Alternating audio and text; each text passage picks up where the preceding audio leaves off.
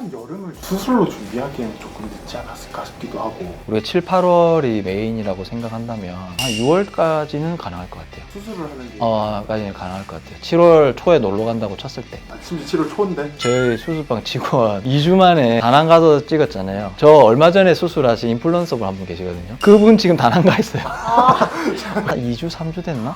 왜 이렇게 다 다낭을 가시는 거예요? 모르겠어요. 나도 가고 싶다. 네.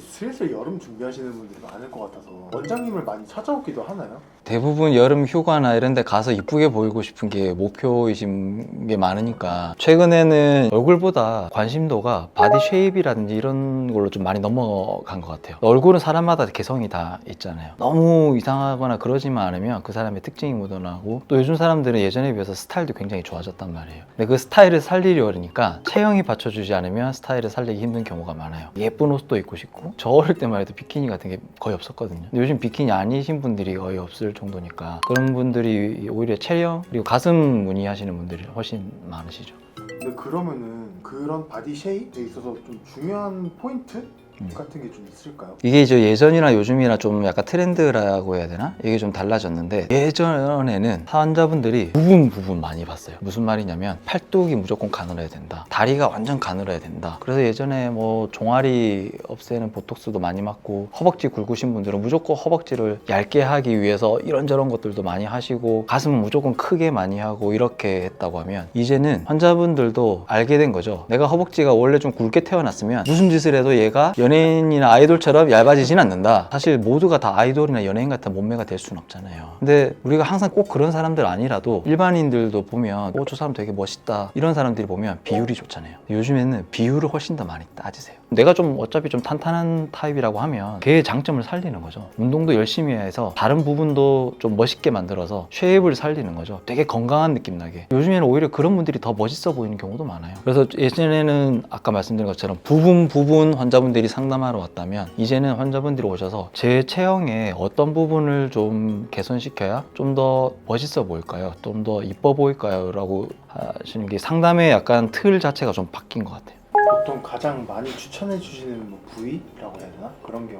어디일까요? 우선 저한테는 가슴 물어보러 많이 오시죠. 크기만 키워주면 되는 부위.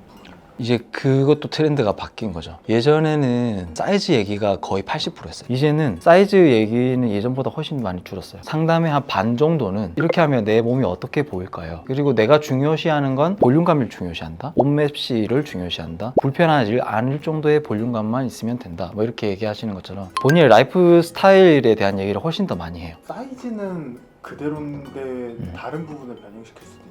가슴은 손대고 싶지 않은데 그래도 여기가 좀 이뻐 보이고 싶어요. 그러면 가슴 외적인 다른 부분을 좀 고려해야 되잖아요. 그때 보통 우리가 많이 볼 수 있는 게 이제 팔뚝. 팔뚝은 보통 어떤 수술 같은 게 들어가는 거예요? 보통 여성분들이 제일 스트레스 받아 하는 게 여기 민낯이 같은 거 입었을 때 이게 보이면 좀 되게 보기 싫거든요. 그리고 앞쪽에는 부유방, 여성분들 의외로 부유방 많으시거든요. 그래서 부유방이랑 요 팔 뒤쪽에 있는 살을 많이 고민하시는데, 방법은 몇 가지가 있어요. 부유방 같은 경우에는 부유방도 안에 지방이 차 있는 경우가 있고, 실질적으로 유선 조직이 있는 경우도 있어요. 그래서 만약에 실질적으로 유선 조직이 많은 경우 같으면 그건 수술로 좀 빼야 돼요. 대부분은 지방이 훨씬 더 많으시거든요. 그런 부분은 겨드랑이 쪽이 흉터 안 보이게 조금만 재서 지방 흡입만으로도 굉장히 많이 좋아져요. 사실 가슴 확대 수술을 할 때 얘들은 한 10분 중에 8분은 같이 하는 것 같아요. 그리고 이 뒤쪽에 있는 이건 하는 방법이 또 몇 가지가 있는데, 간단한 것부터 얘기하면 지방을 분해시키는 주사도 있어요. 그래서 그런 주사로 간단하게 부피감을 좀 줄여볼 수 있고, 이걸로 만족이 안 된다 그러면 지방 흡입을 하시는 분들도 있으세요. 그런 식으로 해서 얘기를 개선시킬 수는 있습니다.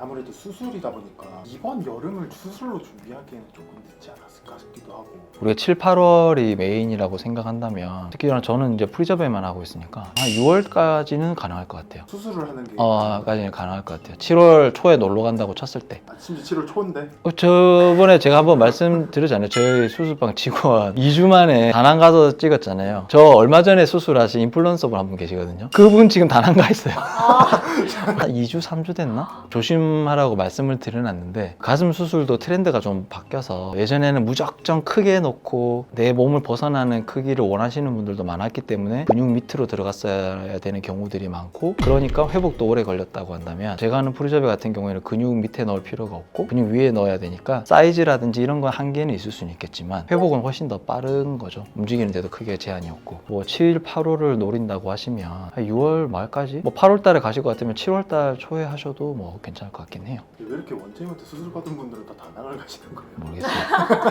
나도 가고 싶다. 네.